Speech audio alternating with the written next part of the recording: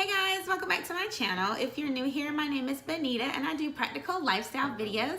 So today we have another back to school video in I guess our back to school series. Last week I uploaded a video about schooling at home, i.e. homeschooling. If you'd like to go back and watch that video, I'll link it down below or put it right here in the cards. But anyway, today, based on that video and my Instagram picture when we first started school, I've gotten tons and tons of questions, but the most recent question and most often question that I've gotten recently is how do you homeschool for high school? So home education for high school.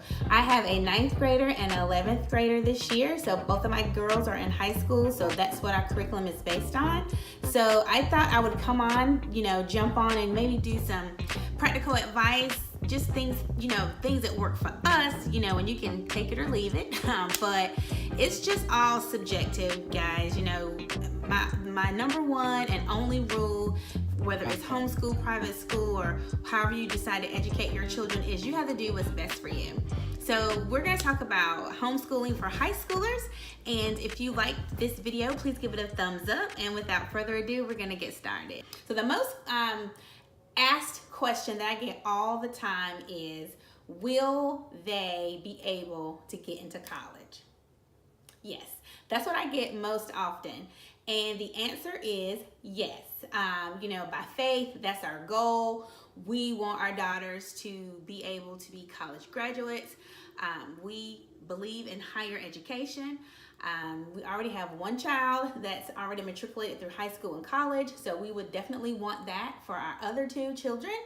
And I chuckle when people ask me that because there's children who go to private school and public school who aren't able to go to college, whether it be an educational situation, academics, or financial. They don't make it in the first year. They have to do alternate, avenues to get into college, or unfortunately, sometimes they don't go. And so I don't quite understand that question when people ask me that. Colleges do not deny students based on the fact that they've been homeschooled, because if they did, that would be discriminatory. And so that's discrimination, and we would have a lawsuit on our hands. So no one wants to be sued. No one wants to say, that they've discriminated against homeschoolers. So yes, the answer is a firm yes. We are on a college entry track, and we teach that way. Their curriculum is based that way. It's a college prep course that they take in all subjects. So again, the answer is yes. Okay, so things you want to keep in mind when you are home educating high schoolers. The first thing is document everything. Now, we should be doing that from kindergarten on up, but specifically in high school, you want to, I would say, even over document, because it is an alternate way of schooling. Colleges, it depends on what college that they are applying to.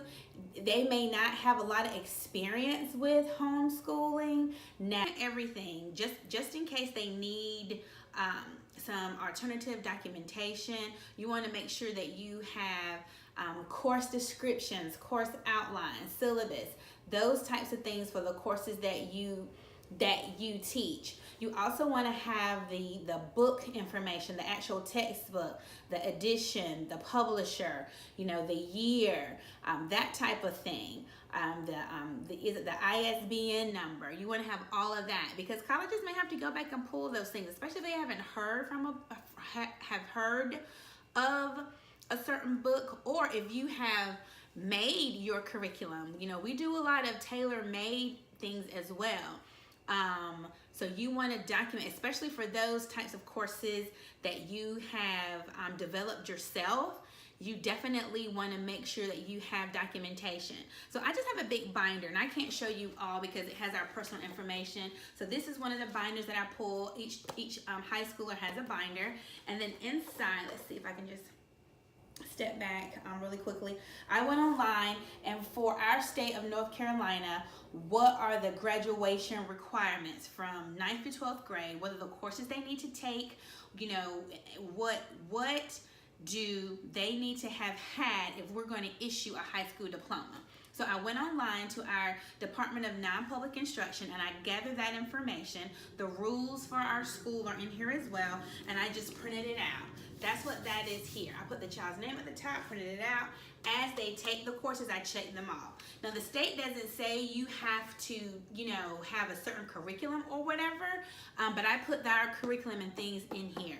I just want to make sure that they need 4 units of English. So she has that.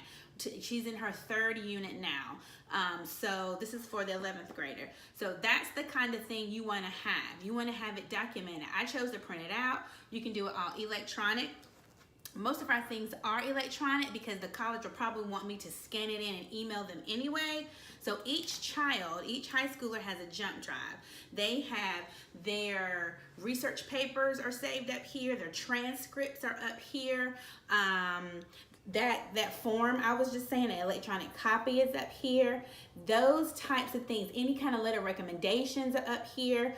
Go ahead and get a jump drive and have it electronically so that, because they're going to need it. You're going to need to submit it. As we know as homeschoolers, another question that we always get is, how are the social skills? Are they around other children? Are they loners? How do they do in social settings? So we can show that by making sure that they have elective classes. So we like to do most of our electives outside of the home and in a group. We take spin. There's a spin class. We did a spin class for a gym credit. They've taken dance, choir. Some of our church activities I have counted as extracurricular activities. So anything that you can think of that's gonna make colleges look to see, and they can put on their transcript that you can give them a full credit for. As any electives. So anything, and you can find those in the community. I've done, like at the local community college, they have community classes that are either free or very, very low cost. Most of those classes are 0 credit hours, like maybe a photography class. Well, that's an elective. For me, if I can get them to take it a year long, like a school year long, I will give them 1 credit.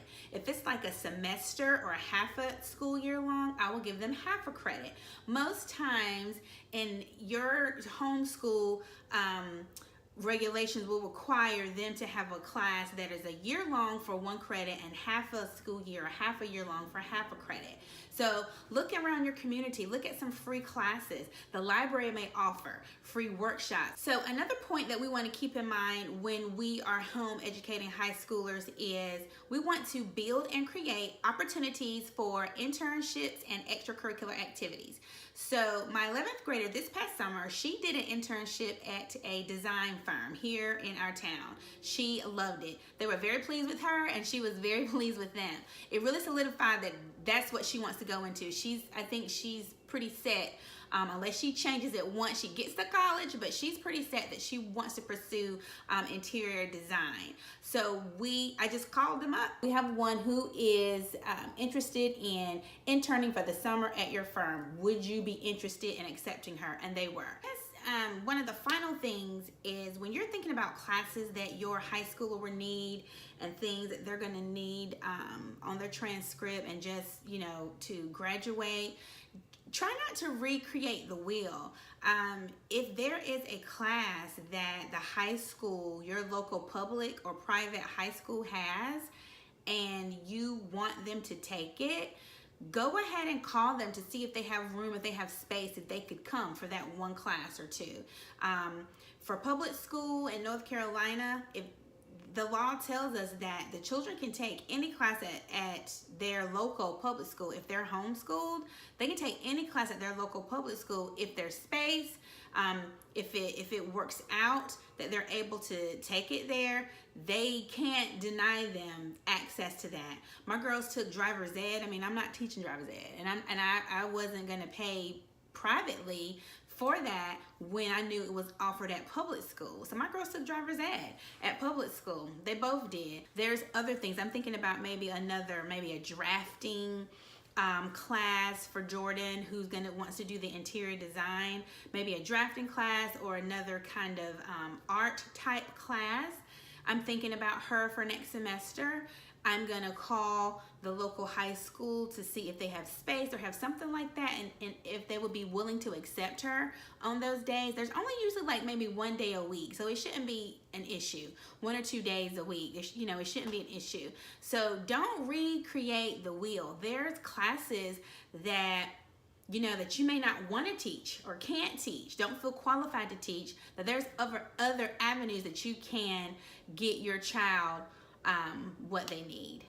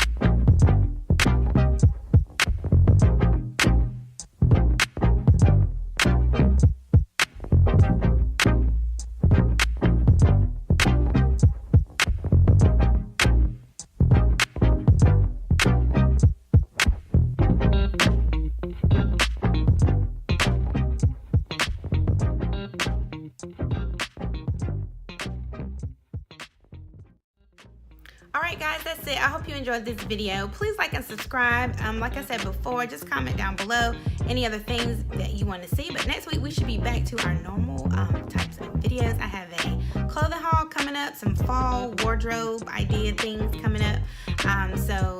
If you need anything else about homeschooling or education, again, just leave a comment down below or follow me on Instagram and I can respond to you there as well.